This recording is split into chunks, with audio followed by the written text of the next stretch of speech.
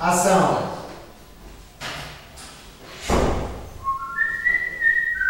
Lindona! Meu amor! Desbloqueei 3 ruas para chegar mais cedo e te trouxe isso. Pedro, eu quero me separar de você. Mas por quê? Você é um homem perfeito.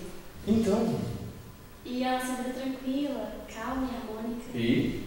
Eu tava sufocando. Marina, não pode ser. Mas por quê? Porque eu queria correr perigo. Como assim? Por que você vai fazer isso comigo? Olha, vou te explicar uma coisa. As mulheres não são felizes quando elas estão felizes. Bom, mas se for pra te fazer feliz e te deixar infeliz, eu posso te fazer infeliz pra você ficar feliz. Mas Marina, eu preciso ficar com você, eu gosto muito Eu de tô você. grávida. Mas isso é uma notícia maravilhosa. Não. Mas não por quê? Porque você não é um pai. Como assim eu não sou pai, Marina?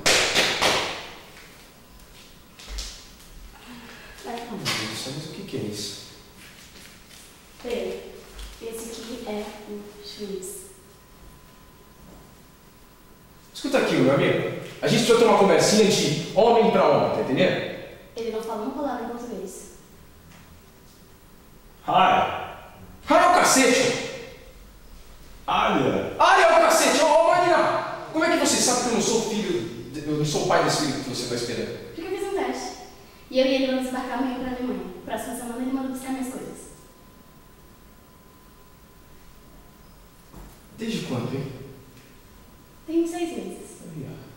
Esse congresso de Fortaleza. Exatamente. O Congresso de Fortaleza. Ele veio pro Brasil implantar umas fusões aí. É, aí você conseguiu a fusão perfeita, você fundiu com a minha vida! Roda essa roupa, o que você Tá bom. Marina, posso pelo menos levar sua mala? Pedro, escuta.